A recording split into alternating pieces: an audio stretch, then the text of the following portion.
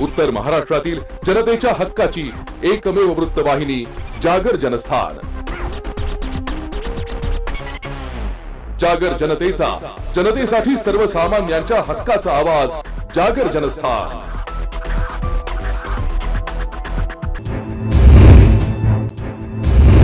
सर्वसामान्यांच्या हक्काचा आवाज, जागर जनस्थान। नाशिकमध्ये गेल्या 3 दिवसांपासून सराफ व्यावसायिकाच्या दुकानावर आणि डेव्हलपर्सच्या कार्यालयामध्ये आयकर विभागाने टाकलेल्या छाप्यामध्ये सुमारे 26 कोटी रुपयांची रोकड तसेच 90 कोटींच्या बेहिशोबी मालमत्तेचे दस्तऐवज जप्त करण्यात आले। सलग 30 तास झालेल्या झाडाझडतीमध्ये 26 कोटी रुपयांची रोकड जमा करण्यात आली आहे। यामध्ये नाशिक, नागपूर, जळगावच्या पथकानं ही कारवाई केली आहे। 50 ते 55 अधिकाऱ्यांनी सुराणा ज्वेलर्स यांची पेढी तसेच त्यांच्या रिअल इस्टेट व्यावसायिकाच्या कार्यालयामध्ये छापासत्र सुरू केलं। त्याचवेळी त्यांच्या राका कॉलनी येथील आलिशान बंगल्यामध्ये देखील स्वतंत्र पथकाने तपासणी सुरू केली। शहरामध्ये वेगवेगळ्या ठिकाणी असलेले त्यांचे कार्यालय, खासगी लॉकर्स आणि बँकांमधील लॉकर्सही तपासणी करण्यात आली। मनमाड आणि नांदगाव येथील त्यांच्या कुटुंबातील सदस्यांच्या घरी देखील ही तपासणी करण्यात आली आहे। जागर जनस्थानसाठी संदीप नवसे, नाशिक। सर्वसामान्यांच्या हक्काचा आवाज, जागर जनस्थान। राहुरी तालुक्यातील वरवंडी या ठिकाणी 2 दिवसांपूर्वी वेदिका श्रीकांत ढगे वय वर्ष 4 ही बालिका सकाळी 8च्या सुमारास आपल्या अंगणाच्या परिसरामध्ये खेळत असता तिला बिबट्याने पाठीमागून हल्ला केला होता। या हल्ल्यामध्ये बालिका जबर जखमी होऊन तिचा रुग्णालयामध्ये नेताना तिचा मृत्यू झाला होता। मात्र ही घटना घडल्यापासून 3 दिवसांपासून वनक्षेत्रपाल श्री पाचारणे, श्री रायकर यांच्या नेतृत्वाखाली घटना घडलेल्या ठिकाणी अहोरात्र 20 ते 30 जणांची वन कर्मचारी यांची टीम अहोरात्र त्या बिबट्याचा शोध घेत होती। प्रथमच ड्रोनच्या सहाय्याने सुद्धा या परिसरामध्ये बिबट्याचा शोध घेण्याचा प्रयत्न करत होते। मात्र आज रविवार दिनांक 26 मे रोजी हा बिबट्या अखेर वन विभागाच्या लावलेल्या पिंजऱ्यामध्ये अलगद अडकला। घटना घडलेल्या ठिकाणापासून 200 ते 300 फुटाच्या अंतरावर हा बिबट्या पिंजऱ्यामध्ये अलगद अडकला असल्यामुळे वस्तीवरील रहिवाशी यांनी सुटकेचा निश्वास सोडला। घटना घडल्यापासून वन कर्मचारी तेथे तळ ठोकून होते आणि त्या परिसरामध्ये 2 ते 3 पिंजरे लावले होते। अखेर तो बिबट्या आज रविवारी पिंजऱ्यामध्ये अडकल्याची खात्री होताच वन कर्मचाऱ्यांनी आणि आजूबाजूच्या परिसरातील लोकांनी सुटकेचा निश्वास सोडला। घटना घडल्यापासून आजूबाजूच्या परिसरातील शेतकरी आणि महिला वर्ग दिवसा आणि रात्री सुद्धा बाहेर फिरकत नव्हते, त्यामुळे या परिसरामध्ये बिबट्याच्या दहशतीचं वातावरण होतं। या बिबट्याला पाहण्यासाठी आजूबाजूच्या परिसरातील लोकांनी गर्दी केली होती। या बिबट्याचं वय अंदाजे 2.5 ते 3 वर्ष वयाचा हा बिबट्या असल्याचं समजतंय। या बिबट्याला पकडण्यासाठी वनक्षेत्रपाल पाचारणे, रायकर, पवन निकम, जाधव आणि वन कर्मचारी घुगे, गाडेकर, चव्हाण, शिंदे, विलास तमनर, गायखे, प्रकाश ढोपणे आणि गावकऱ्यांच्या सहकार्याने समपरिश्रम घेऊन अखेर तो बिबट्या जेरबंद करण्यात वन विभागाला यश आलंय। जागर जनस्थानसाठी राजेंद्र साळवे, राहुरी। सर्वसामान्यांच्या हक्काचा आवाज, जागर जनस्थान।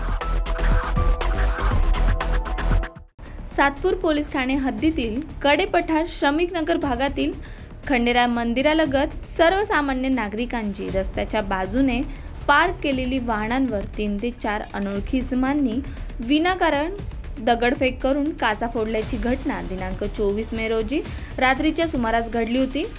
या घटनेची सातपूर पोलिसांनी ताबडतोब दखल घेऊन सातपूर पोलीस ठाण्याचे रात्रपाळी कर्तव्यावर असलेले पोवालदार अनिल आहेर यांनी दिलेल्या तक्रारीवरून सातपूर पोलीस ठाणे येथे गुन्हा नोंदवण्यात आला आहे। सदर गुन्ह्यातील अनोळखी आरोपींचा शोध घेण्याकरिता पोलीस आयुक्त संदीप कर्णिक, पोलीस उपायुक्त मोनिका राऊत, सहाय्यक पोलीस आयुक्त शेखर देशमुख यांच्या मार्गदर्शनाखाली वरिष्ठ पोलीस निरीक्षक सातपूर पोलीस स्टेशन सोहन माचरे यांनी तात्काळ सूत्र फिरवून अधिकारी पोलीस उपनिरीक्षक राहुल नळकांडे तसेच गुन्हे शोध पथकातील पोलीस हवालदार आहेर, दीपक खरपडे, सागर गुंजाळ, भूषण शेजवळ यांनी संशयित आरोपी गणेश बोहरा राहणार शिवाजीनगर सातपूर नाशिक तसेच साहिल बाबूराव डोंगरे राहणार गंगापूर नाशिक यांना शिवाजीनगर येथून ताब्यात घेऊन त्यांच्याकडे सदर गुन्ह्याचे अनुषंगाने विचारपूस केली असता त्यांनी गुन्हा केल्याची कबुली दिली आहे। त्यांच्यावर पुढील कायदेशीर कारवाई करण्यात येत आहे। तरी सातपूर पोलीस ठाण्याच्या वतीने जनतेला आवाहन करण्यात येते आहे की कुठलीही घटना घडल्यास त्वरित 112 या क्रमांकावर किंवा सातपूर पोलीस स्टेशनला येऊन तक्रार करावी असे आवाहन करण्यात आले. सदरची कामगिरी पोलीस आयुक्त, पोलीस उपआयुक्त, सहाय्यक पोलीस आयुक्त यांच्या मार्गदर्शनाखाली केली आहे. सदर परिसरातील गुन्हेगारांना वाचक राहण्यासाठी पोलिसांच्या वतीने धिंड देखील काढण्यात आली. अधिक माहिती वरिष्ठ पोलीस निरीक्षक सोहन माचरे यांनी दिली आहे.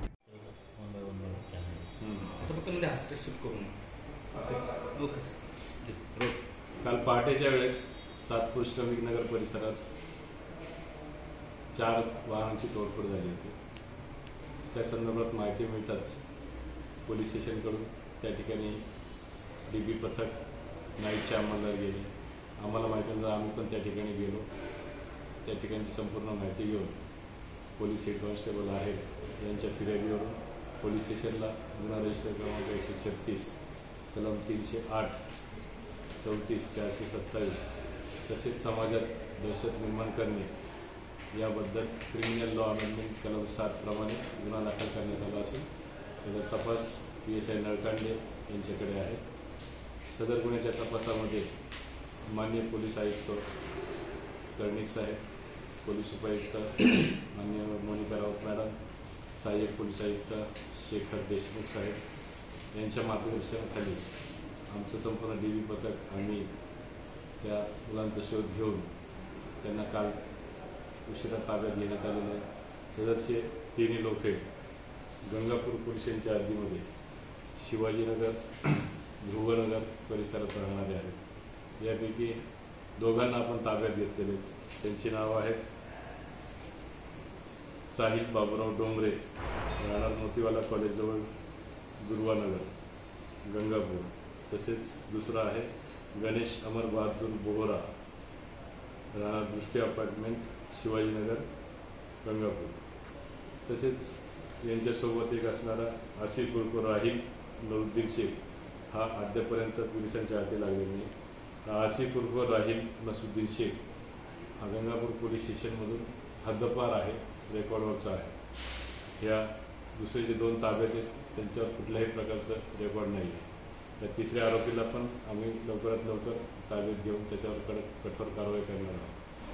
यापूर्वीसुद्धा फेब्रुवारी महिन्यामध्ये श्रमिकनगर परिसरात अशी वाहनांची तोडफोड झाली होती.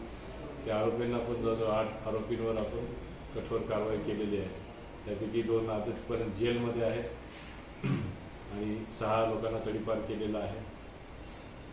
यापुढेही अशा प्रकारच्या घटना घडल्या तर सर्व घटनांमधील आरोपींवर कठोर कारवाई करण्यात येईल.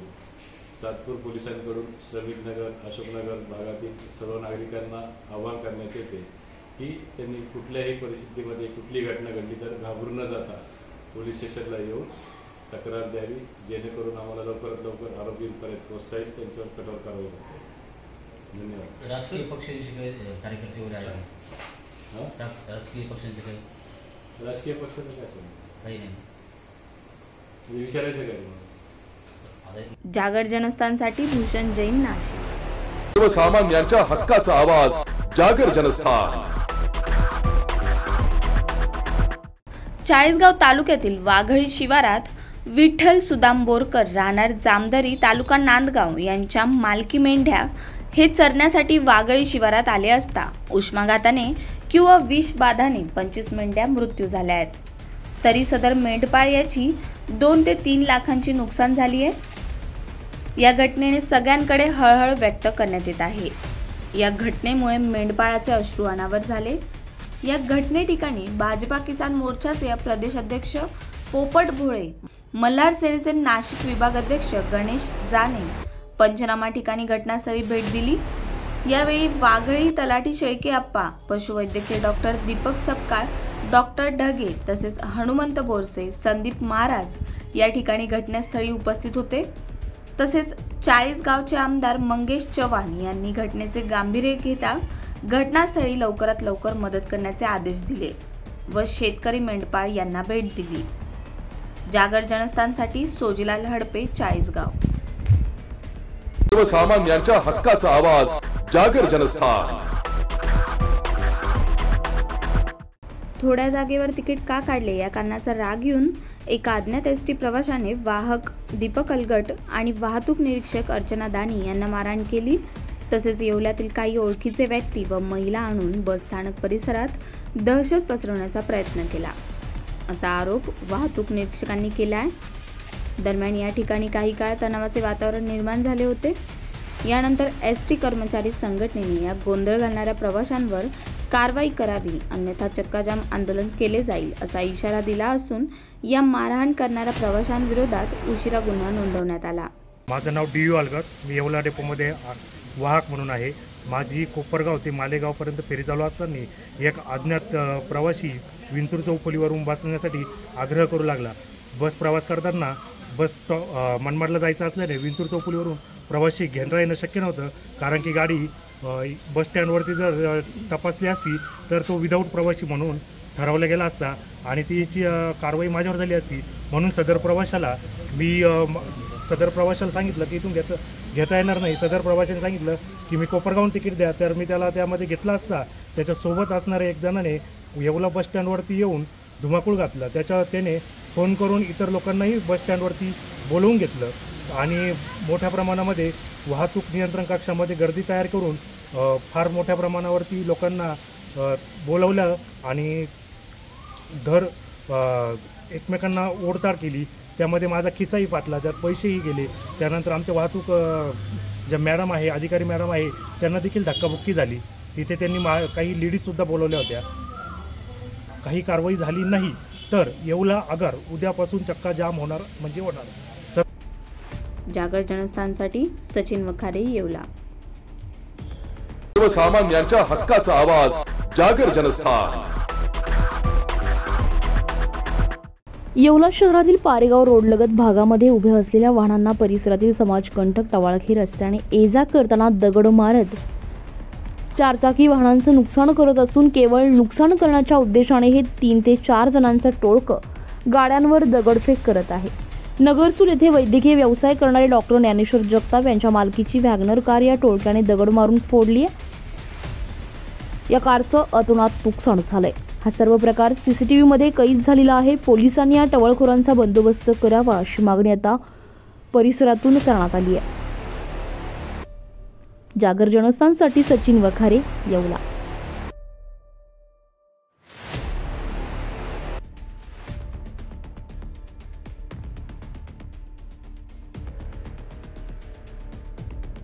सर्वसामान्यांच्या हक्काचा आवाज, जागर जनस्थान. नाशिकच्या सिडको परिसरातील पवननगर, उत्तमनगर, सावतानगर भागात मागील 15 दिवसांपासून चोरट्यांनी धुमाकूळ घातला असून 10 ते 12 नागरिकांचे मोबाईल घरात घुसून चोरण्यात आलेत. यामुळे नागरिक भयभीत झाले असून पोलिसांनी गस्त वाढवण्याची मागणी केली आहे. सिडको भागात अनेक घरे एकमेकाला लागून असूनही चोरीच्या घटना घडत आहेत. विशेष म्हणजे चोर थेट घरात घुसून मोबाईल चोरून नेत आहे. यातील काही ठिकाणी चोरटा CCTVमध्ये कैद झालाय. तरीही हा चोर पोलिसांना सापडत नसल्यामुळे आश्चर्य व्यक्त केलं जात आहे. याबाबत काही नागरिकांनी अंबड पोलिसांत तक्रारी केल्यात. 20 ते 25 हजारांचे मोबाईल चोरी गेलेल्या मोबाईलमध्ये 20 हजारांपासून तर 50 हजारांचे मोबाईल चोरी गेले आहेत. यामुळे चोरट्यांची चांदी होत असून भर दिवसाही घरात घुसून हे मोबाईल चोरले जातात. पवननगर आणि उत्तमनगर परिसरामध्ये सकाळच्या सुमारास सदरील व्यक्ती मुका असल्याचं नाटक करून कोणाच्याही घरात घुसून OTP किंवा काही कारण सांगून घरात घुसतो आणि घरातील मोबाईल घेऊन पळतो. त्यामुळे हा इसम कोणालाही आढळल्यास पोलीस स्टेशनशी संपर्क साधावा असं आवाहन पोलिसांकडून करण्यात आलंय. जागर जनस्थानसाठी अश्विनी पुरीसह ब्युरो रिपोर्ट, नाशिक. सर्वसामान्यांच्या हक्काचा आवाज, जागर जनस्थान. नाशिकमध्ये स्वाईन फ्लू पाठोपाठ आता डेंग्यूनेही डोके वर काढलेत. 3 आठवड्यात डेंग्यूचे 19 रुग्ण आढळून आले आहेत. नाशिकच्या तापमानाने 40 अंश सेल्सिअसचा आकडा ओलांडल्यामुळे शहरातील घराघरात कूलर, ACची एंट्री झाल्यामुळे शहरात डेंग्यूच्या रुग्णांची एंट्री झाली आहे. महापालिकेने केलेल्या सर्वेक्षणात अनेक घरातील कूलरमध्ये डेंग्यूच्या अळ्या आढळून आल्या आहेत. त्यामुळे वैद्यकीय विभागाने नागरिकांना सतर्क केले असून दररोज कूलरचे पाणी बदलण्याचे आवाहन केले आहे. दरम्यान जानेवारीपासून आतापर्यंत डेंग्यूच्या रुग्णांची संख्या ही 90 पोहोचली आहे. नाशिकमध्ये गेल्या वर्षी डेंग्यूने थैमान घातले होते. वर्षभरात तब्बल 1191 डेंग्यूबाधित रुग्ण आढळून आले होते. जागर जनस्थानसाठी भूषण जैन, नाशिक. अडवतकर ज्वेलर्स म्हणजे आपल्या विश्वासाचं प्रतीक. अडवतकर ज्वेलर्स घेऊन आलंय आपल्यासाठी खास ऑफर. सोने आणि चांदीच्या खरेदीवर हमखास ऑफर फक्त अडवतकर ज्वेलर्स या ठिकाणी. तर वाट कसली बघताय, नक्की भेट द्या अडवतकर ज्वेलर्सला.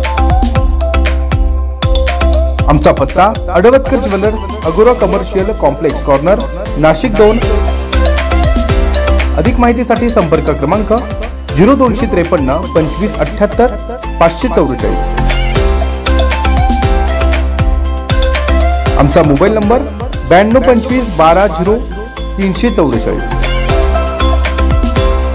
तर बघताय काय, नक्की अवश्य एकदा भेट द्या फक्त आपल्या अडवतकर ज्वेलर्सला. अडवतकर ज्वेलर्स म्हणजे आपल्या विश्वासाचं प्रतीक. सर्वसामान्यांच्या हक्काचा आवाज, जागर जनस्थान. मुंडेगाव येथील टांगा शर्यतीमध्ये एकाचा दुर्दैवी मृत्यू झालाय. इगतपुरी तालुक्यातील मुंडेगाव येथे टांगा शर्यतीचं आयोजन करण्यात आलं होतं. या शर्यतीमध्ये टांगा शर्यत पाहण्यासाठी प्रचंड गर्दी होती. ही शर्यत पाहण्यासाठी आलेल्या पोपटराव मुंजे, राहणार सारूळ, वय वर्ष 52 या व्यक्तीचा टांगा शर्यतीत सापडून त्यांना डोक्याला जबर मार लागल्यामुळे त्यांचा दुर्दैवी मृत्यू झालाय. सदर घटना घडल्यावर संबंधित पोलीस अधिकाऱ्यांनी घटनास्थळी धाव घेतली आणि पुढील तपास इगतपुरी हद्दीतील पोलीस अधिकारी करत आहेत. जागर जनस्थानसाठी अश्विनी पुरी, इगतपुरी.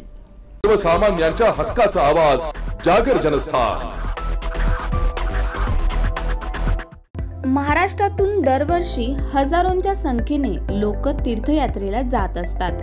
त्यापैकी एक म्हणजे भगवान केदारनाथ यात्रा.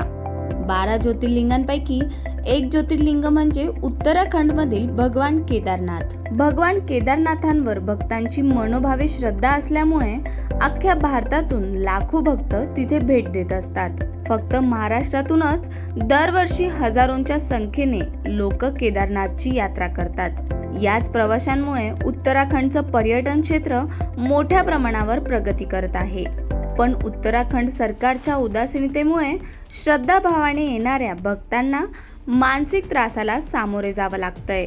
उत्तराखंडमध्ये प्रवेश केल्यानंतर बाहेरील राज्यातील आलेली गाडी दिसताच उत्तराखंड पोलिसांनी केलेल्या नाकाबंदीमध्ये प्रवाशांकडून मोठ्या प्रमाणावर पैशांची वसुली केली जात आहे. पहिलेच प्रवासाने थकलेले प्रवासी, त्यातच नाकाबंदीच्या नावावर त्यांना तासनतास ताटकळत ठेवलं जात आहे. असेच महाराष्ट्रातून केदारनाथ यात्रेला गेलेल्या काही प्रवासी भक्तांना आलेला वाईट अनुभव त्यांनी स्वतः आपल्याला सांगितलाय. आज हम बद्रीनाथ केदारनाथ के लिए आए हैं. अभी हम केदारनाथ के दर्शन के लिए जाएंगे ऊपर. हम लोग कल से हरिद्वार से निकले थे. दिल्ली से हरिद्वार 4 लेन रोड है, अच्छी है, लेकिन जाम लगा रहता है. यूपी में ठीक था, जैसे उत्तराखंड में आए ना उत्तराखंड पुलिस ट्रैफिक का कोई नियोजन है और छोटा छोटा गांव में जाम लग जाता है 8-8, 10-10 किलोमीटर का. उसके बाद में जैसे ही ऊपर आते हैं तो जैसे जहाँ पे देवभूमि है, ये 100% हिंदू आबादी है. आज कश्मीर में जाके देखो, पूरा जम्मू, श्रीनगर, लेह लद्दाख 6 लेन 4 लेन रोड बन रहा है. तो हमारी ये कोशिश है और हमारा ये विचार है सब यात्रियों का या लोगों का कि ये हरिद्वार से गंगोत्री, यमुनोत्री यहाँ तक एटलीस्ट 4 लेन 6 लेन रोड भविष्य में बननी चाहिए.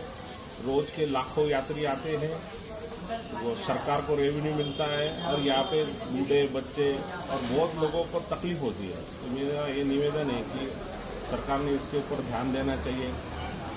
ये करोड़ों हिंदुओं की आस्था है और हिंदुओं की आस्था से अगर कोई खिलवाड़ करेगा तो उसको भगवान जरूर उसका हिसाब करेंगे. जय हिंद. जागर जनस्थानसाठी मयूर थोरात, नाशिक. सर्वसामान्यांच्या हक्काचा आवाज, जागर जनस्थान. लोकसभा निवडणुकीची रणधुमाळी आता संपण्याच्या मार्गावर असताना आता शिक्षक मतदारसंघ निवडणुकीच्या रणधुमाळीला सुरुवात होणार आहे. शिक्षक मतदारसंघ निवडणुकीच्या कार्यक्रमाची घोषणा करण्यात आली असून त्याचा कार्यक्रम जाहीर करण्यात आला आहे. निवडणुकीची अधिसूचना 31 मे रोजी प्रसिद्ध करण्यात येणार असून 7 जूनपर्यंत नामनिर्देशन पत्र दाखल करण्यात येणार आहे. 10 जूनला नामनिर्देशन पत्राची छाननी होऊन 12 जूनपर्यंत उमेदवारी अर्ज मागे घेण्यात येणार आहे. 26 जून रोजी मतदार प्रक्रिया होणार असून सकाळी 8 ते दुपारी 4 या वेळेत मतदान करता येणार आहे. तर 1 जुलै रोजी शिक्षक मतदारसंघाच्या निवडणुकीची मतमोजणी होणार आहे. नाशिक विभागीय आयुक्त यांची मुख्य निवडणूक निर्णय अधिकारी म्हणून नेमणूक करण्यात आली आहे. तर जिल्हाधिकारी सहाय्यक निवडणूक निर्णय अधिकारी म्हणून काम पाहतील. नंदुरबार जिल्ह्यात एकूण 5494 मतदार असून 4114 पुरुष तर 1380 महिला मतदार आहेत.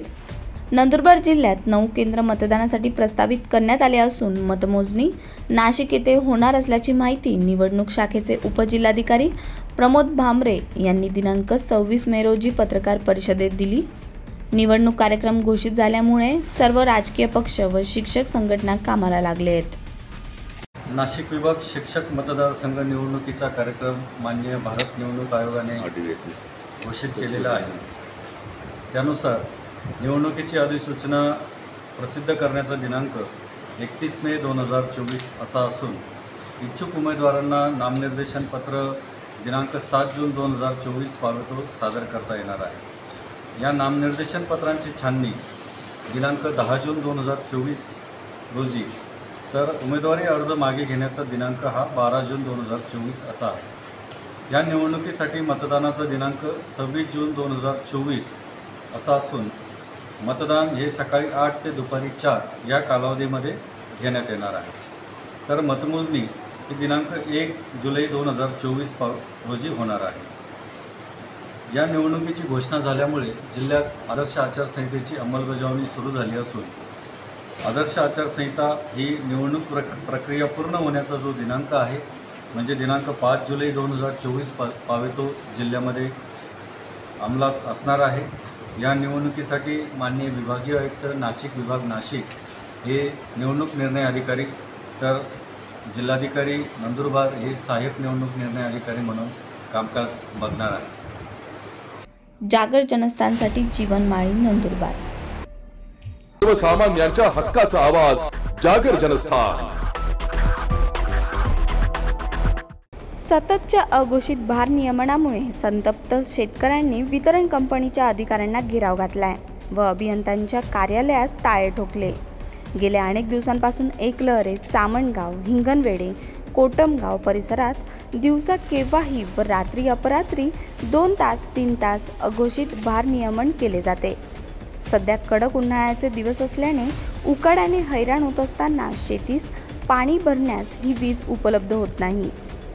शेतीस जोडधंदा दूध दुभत्यांचा असल्याने जनावरांना पिण्यास पाणी उपलब्ध होत नसल्याने संतप्त शेतकऱ्यांनी सामणगाव सब स्टेशन येथे कार्यकारी अभियंता नितीन घुमरे व अमोल चौधरी यांना घेराव घालत त्यांच्या कार्यालयास टाळे ठोकले. यावेळी ग्रामस्थांमध्ये व अधिकाऱ्यांमध्ये शाब्दिक चकमकी झाल्या. त्यात पोलिसांनी मध्यस्थी करीत वातावरण शांत केले. 4 गावच्या शेतकऱ्यांचे म्हणणे हे आहे की नाशिक औष्णिक वीज केंद्रासाठी आमच्या जमिनी दिल्या, येथील प्रदूषण आम्ही सहन करतो. दूषित पाण्यापासून ॲसिडयुक्त पाण्याने आमच्या जमिनीचा पोत खराब झाला असून आम्हीच विजेपासून वंचित आहोत. वीज केंद्र परिसरातील गावांची इमर्जन्सी लोड शेडिंग बंद करावे, अन्यथा 10 दिवसानंतर महावितरणचे मुख्य अभियंता यांना घेराव घालून आंदोलन करण्याचा इशारा माजी पंचायत समिती सदस्य विजय जगताप यांनी दिला आहे. यावेळी माजी सरपंच सचिन जगताप, सुभाष जगताप, संजय जगताप, हिंगणवेढेचे माजी सरपंच दीपक धात्रक, गंगाराम धात्रक, त्र्यंबक जगताप, राहुल जगताप आदींसह शेतकरी मोठ्या संख्येने उपस्थित होते. नगर ह्या परिसरामध्ये गेल्या 48 तासामध्ये लाईटचा खेळखंडोबा मोठ्या प्रमाणामध्ये झालेला होता. आमचे सर्व नगरसेवक 30, 23 आणि 30 त्या प्रभागातले सर्व नगरसेवक, आमचे माजी महापौर आदरणीय सतीशनाथ कुलकर्णी, आमच्या दीपालीताई कुलकर्णी, आमचे माजी सभागृह नेते बापू सोनवणे, आमचे ॲडव्होकेट श्याम बडोदे, आमचे यशवंत भाऊ निकोळे, आमचे अजिंक्य साने, आमचे खोडे, हे सर्वच नगरसेवक 8च्या 8 आणि आमचे स्वीकृत नगरसेवक आमचे अजिंक्य साने हे सर्वजण आज आम्ही नाशिक रोडला आम्ही सीई साहेबांना भेटायला आलो होतो. सीई इथं नव्हते, त्यामुळे आम्ही एससींना भेटलो आणि पडळकरांची पूर्ण सविस्तर नागरिकांनी चर्चा केलेली आहे. सगळ्या अडचणी सांगितलेल्या आहेत आणि त्या अडचणीच्या बाबतीमध्ये आम्ही त्यांना कालपासून काही सूचना केलेल्या होत्या की उपनगर आणि टाकळीच्या भागामधून 2 फीडर वेगळे टाकून आपण सपोर्टिव्ह लाईन जी आहे ही इंदिरानगरच्या भागासाठी आपण द्यावी.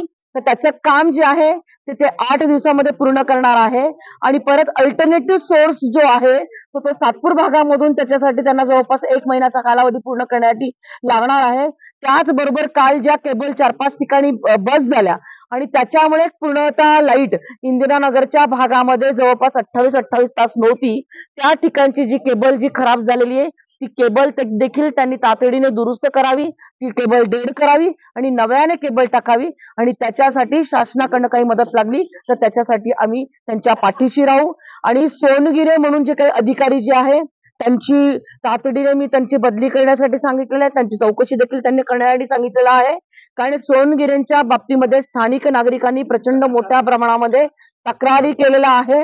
त्यामुळे पडळकर साहेबांना मी विनंती केलेली आहे की तुम्ही आजच्या आज अशा अधिकाऱ्याची बदली करा आणि त्यांची चौकशी करा आणि इथून पुढच्या कालावधीमध्ये 10 दिवसानंतर परत आम्ही ह्या सगळ्या विषयांसाठी ज्या नागरिकांनी तक्रारी दिलेल्या आहेत त्या सुटल्या की नाही त्यासाठी ह्याच ठिकाणी आम्ही बैठक घेणार आहोत. धन्यवाद. जागर जनस्थानसाठी संदीप नवसे, नाशिक. सर्वसामान्यांच्या हक्काचा आवाज जागर जनस्थान. दिनांक 24 मे शुक्रवार रोजी सायंकाळी 7 वाजेच्या सुमारास येवला शहरातील म्हसोबानगर परिसरात मुख्य वीज वाहिनीचा किरकोळ फॉल्ट झाला होता. यामुळे महावितरणाच्या कार्यालयातून पारेगाव, बदापूर, अंगणगाव, निमगाव, मड, आडगाव, चिंचोडी आदी गावांकडे जाणारा वीज पुरवठा खंडित झाला होता. सदरचा वीज पुरवठा सुरळीत करण्यासाठी पारेगाव येथील स्थानिक ग्रामस्थ हे रात्री 11 ते 12 वाजेपर्यंत मुख्यालयांची पाहणी करत होते. मात्र जे सरकारचा पगार घेऊन कर्तव्यावर हजर पाहिजे होते ते मात्र घरी फोन बंद करून बसले होते. ज्या अधिकाऱ्यांचे फोन लागत होते ते अधिकारी देखील फोन उचलत नव्हते. अशी परिस्थितीमध्ये या 5 गावांनी दिनांक 24 मेची रात्र अंधारात तसेच उकाड्यामध्ये काढली.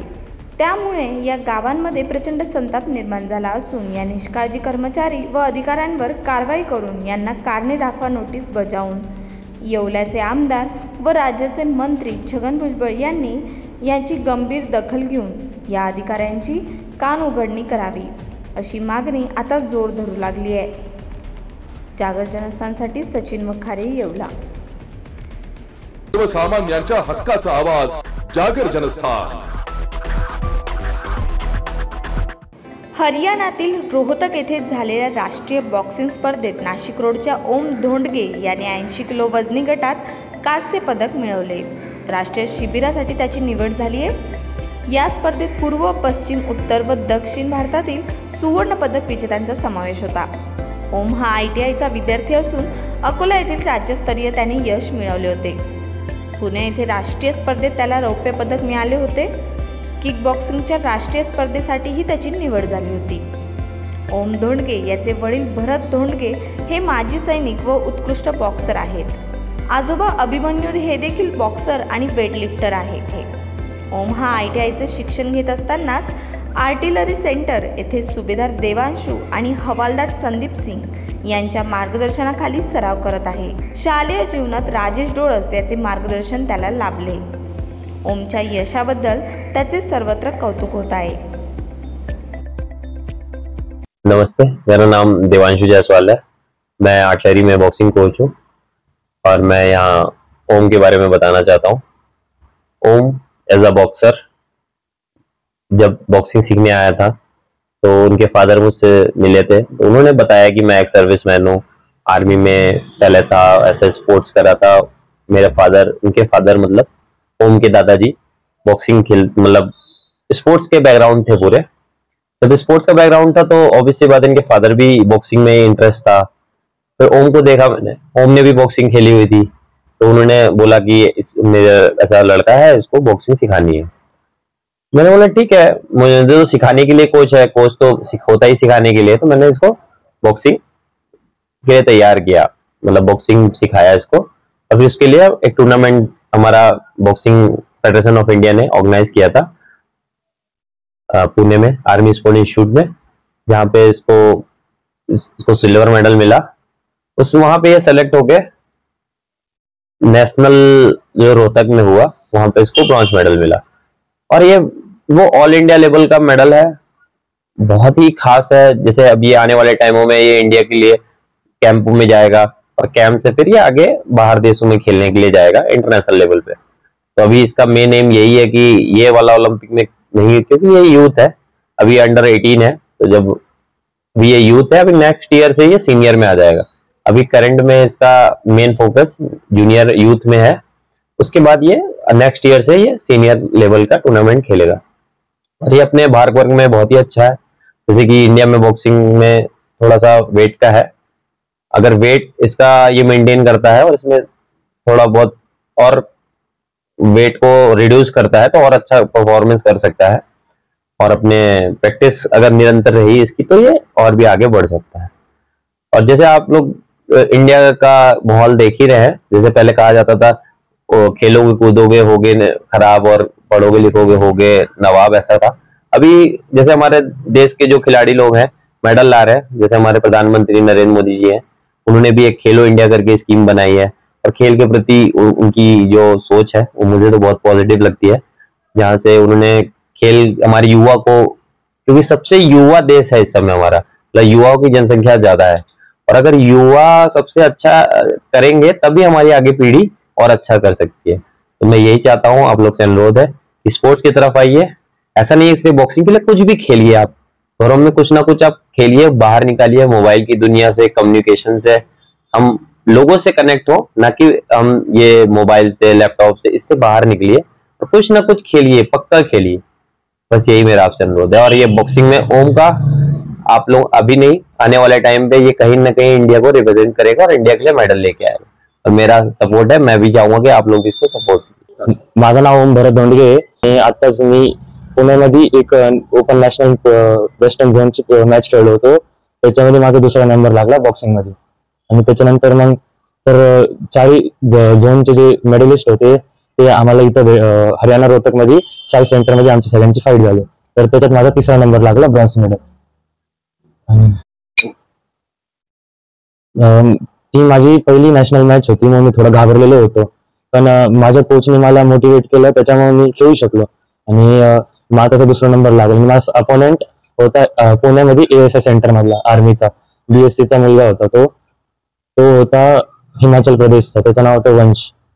माझी हरियाणामध्ये रोहतकमध्ये साई सेंटर मध्ये फाईट होती नॅशनलची, त्याच्यामध्ये माझे 2 फाईट झाल्या, पहिली मी जिंकलो आणि दुसरी हारलो होतो। पहिली मध्ये मी थोडं घाबरलेलो होतो, पण म्हणजे पहिली नॅशनल असल्यामुळे तेव्हा मला सरांनी मोटिवेट केलं, मग त्याच्याने मी फाईट मध्ये उतरलो।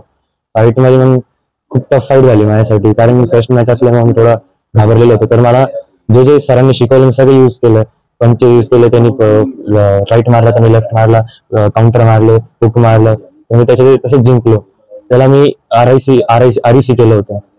आणि तर मी दुसरी मॅच मध्ये ना थोडा थकून गेलो होतो, त्याच्यामुळे माझा गार्ड डाऊन झाला, त्याच्यामुळे मी RIC झालो होतो सेकंड राऊंड मध्ये। आणि ती माझ्यासाठी खूप टफ फाईट होती, कारण आणि जी माझी फर्स्ट फाईट होती त्याचा अपोनेंट, माझी जी पहिली फाईट झाली त्याचा माझा अपोनेंट तो होता MP चा, मध्य प्रदेश मधला, आणि जो दुसरा अपोनेंट होता तो होता राजस्थानचा। माझा पुढचा विचार आहे 2028चा ऑलिम्पिक्स खेळायचा, पण तो पुढचा विचार आहे, पण माझा आत्ताचा म्हणजे एम आहे की म्हणजे महाराष्ट्रासाठी मेडल आणून द्यायचा आणि म्हणजे युथ नॅशनल खेळायची मला, आणि पुढे जाऊन देशासाठी मेडल आणायचं आहे मला। जागर जनस्थानसाठी संदीप नवसे, नाशिक। अडवतकर ज्वेलर्स म्हणजे आपल्या विश्वासाचं प्रतीक। अडवतकर ज्वेलर्स घेऊन आलाय आपल्यासाठी खास ऑफर। सोने आणि चांदीच्या खरेदीवर हमखास ऑफर फक्त अडवतकर ज्वेलर्स या ठिकाणी। तर वाट कसली बघताय, नक्की भेट द्या अडवतकर ज्वेलर्सला। आमचा पत्ता अडवतकर ज्वेलर्स, अगोरा कमर्शियल कॉम्प्लेक्स कॉर्नर, नाशिक 2। अधिक माहितीसाठी संपर्क क्रमांक 0253 2578 544। आमचा मोबाईल नंबर 9225 12 0 344. तर बघताय काय, नक्की अवश्य एकदा भेट द्या फक्त आपल्या अडवतकर ज्वेलर्सला. अडवतकर ज्वेलर्स म्हणजे आपल्या विश्वासाचं प्रतीक.